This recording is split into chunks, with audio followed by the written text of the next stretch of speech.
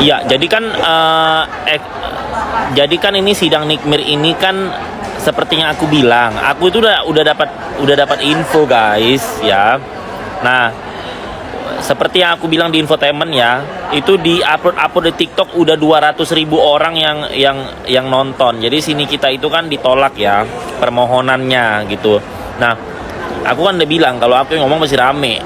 Kalau yang lain-lain mau pengacara mau artis lain tuh sepi, lihat aja sendiri. Nah, yang gue heran ya, kalau artis-artis di upload infotainment di YouTube, di TikTok, kenapa view-nya dikit ya? Iya kan? Tapi kalau di akun mereka sendiri rame, karena artis Konoha itu view-nya, komennya, like-nya sama followernya beli. Gue yang kagak beli dia. Kenapa di akunnya rame kalau orang yang upload dia nggak rame? Tuh. Nah, gue curiga, dan gue pernah 5 kali gue nggak ngerasa follow, nggak pernah stalking, tiba-tiba gue ngefollow artis Konoha. Ih, siapa lu? Artis lokal, artis yang cuma terkenal ngejob satu negara, ke luar negeri nggak ada yang kenal mentok TKI atau sebagian kecil masyarakat Malaysia yang digaji dengan mata uang terkecil nomor 5 di dunia, yang penontonnya sebagian besar rakyat jelita. Ya Allah, jatuh kelas banget gue kalau sampai ngefollow begituan, nggak ada faedah. Tidak akan terjadi oleh Raja Bangsawan ini. Di Plaza Senayan ini banyak nih artis-artis ini ya, kulirik pun nggak, kecuali ke teman gue yang nyapa duluan. Kalau nggak ada, bukan teman gue, nggak ada simbiosis mutualisme buat gue, nggak menguntungkan ya, nggak ada urusan bisnis, lu duduk di sebelah gue, kulirik pun nggak. Tuh. Nah, jadi kan kasus Nikita ini kan akan berjalan guys ya. Kasus Nikita ini berjalan. Nah, sekarang ini tadi aku ngobrol lama sama pengacaranya Reja. Nah, dari hasil diskusi kami hanya ada satu yang bisa meringankan hukuman Nikita. Apa? Nikita harus membongkar dalang. Ya. Kalau gue sudah tahu dalang yang dimaksud, tapi kan nanti biar aja nanti kan akan dibuktikan semua ini, semua akan dipanggil. Nah, tidak ada cara yang lain untuk bisa, kalau bebas sudah halu, nggak mungkin. Ini kita berbicara fakta, karena buktinya udah ada. Ini memang kali ini keseleo Nikitanya. Biasa kan dia hati-hati, pinter. Nah, kali ini dia keseleo.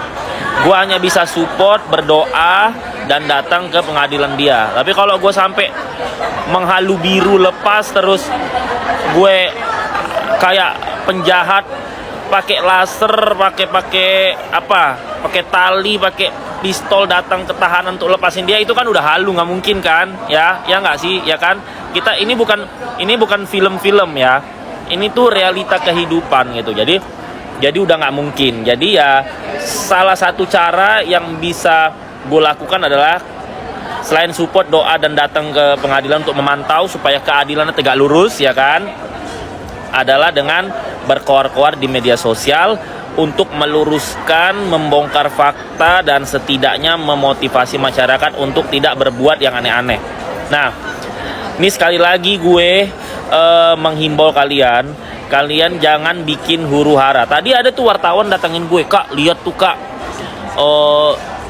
banyak banget tuh di depan rame tuh bikin huru-hara di pengadilan." Nah, itu bukan pendukung Nikita guys, itu hater, pencari view, like, dan ketenaran, berkedok mendukung Nikita. No, karena mereka kan udah tahu kalau mereka berperilaku seperti itu, tahanan Nikita akan diperpanjang.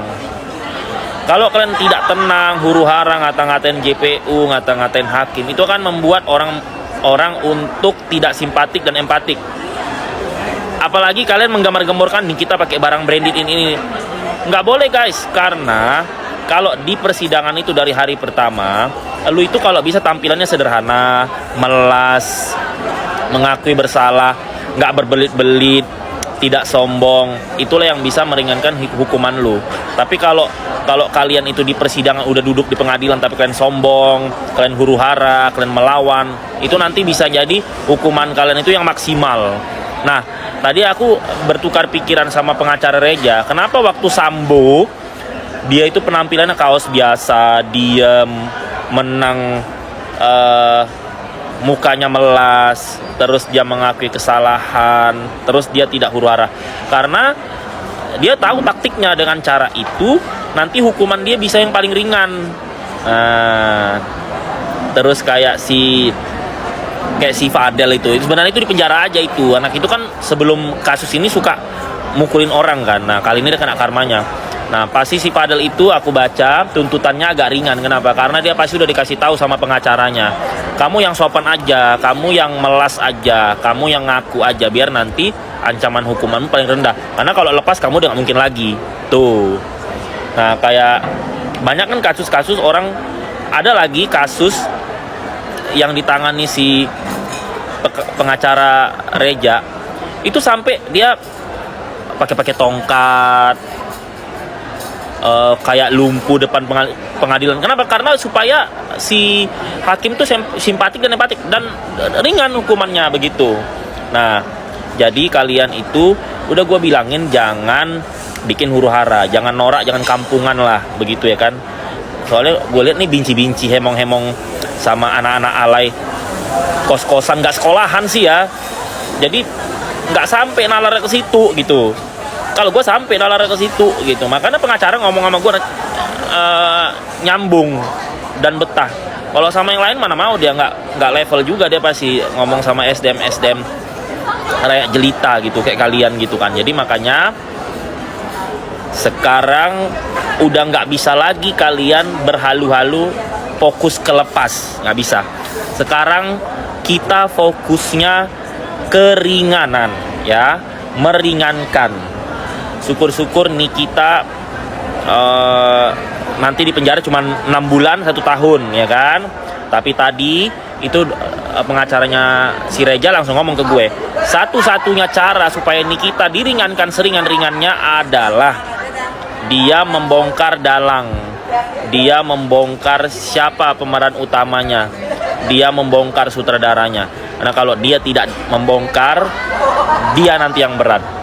Nah nanti itu akan terbongkar guys, karena semua akan dipanggili saksinya, nanti akan dipanggili ahli bahasa sama ahli IT. Nah minggu depan itu si Reja datang, ya kan? Kita lihat aja. Nanti kalau, sebaiknya tim Nikita bilang nanti kalau si Reja datang, jangan bikin hurara, jangan ngadu domba, jangan teriak-teriak kayak orang kampung, tinggal di kampung aja. Ini Jakarta cuy ya. Karena nanti hakim, JPU, semuanya itu jadi risih, jadi diberatkan. Ya. Sebenarnya tadi si pengacara dokter Reja tuh ngomong ke aku, dan dia, Pak ini kalau saya bongkar nggak apa-apa ya, nggak apa-apa kata dia gitu. Karena bapak itu nyaman curhat sama aku gitu. Jadi awal-awal dulu guys, awal-awal waktu masih penyidikan itu Nikita itu bisa ditutup kasusnya dan tidak sampai ditahan. Cuman tadi si bapak bilang karena Nikita itu sombong banget. Padahal di awal-awal kalau dia tidak sombong, dia bisa minta maaf, dia mendekatkan diri sama si dokter Reja. Sebelum sampai berlarut-larut, dia tidak akan ditahan dan kasusnya ditutup. Tapi tadi kalau si pengakuan bapak, karena Nikitanya sombong, jadi kasusnya lanjut gitu loh. Sekarang ya udahlah, udah begini mau gimana lagi begitu. Makanya gue bilang sama kalian semua ya, ini untuk semua lah ya. Kalau cuman jadi artis di Konoha ya kan, gak usah sombong naik dagu. Lu kan kalian ini kan ke luar negeri nggak ada yang kenal, nggak ada yang lirik, nggak ada yang make juga gitu loh. Paling yang nonton kan juga rek jelita di kampung-kampung kalau di Konoha ini. Kalau orang-orang yang nongkrong di Plaza Senayan sini mana mau, kan sama-sama punya duit di sini nih. Di Plaza Senayan ini tiap malam minggu, mau Dian Sastro, mau Luna Maya, mau siapa lagi, Tias Mirasi sini dicuekin orang cuy, nggak peduli orang. Yang hebat tuh orang-orang, kecuali orang-orang kampung masuk sini ya, dia nggak shopping, nggak makan, cuma lewat aja di sini. Nah itu beda cerita, nggak peduli gitu. Kalau gue rekan artis yang pernah syuting sama gue, pernah kerja sama gue, ya gue sapa. Kalau nggak ya gue nggak peduli juga guys. Nggak menguntungkan, nggak menghasilkan duit, nggak bikin kita tenar, nggak ngefek. Makanya kalau jadi artis Konoha, udahlah nggak usah sombong. Karena banyak banget yang masuk penjara endingnya pas syuting dapat duit. Kalau nggak dapat duit, Lihat tuh daftar di Robi Abbas yang dijual ke pejabat, berapa harganya.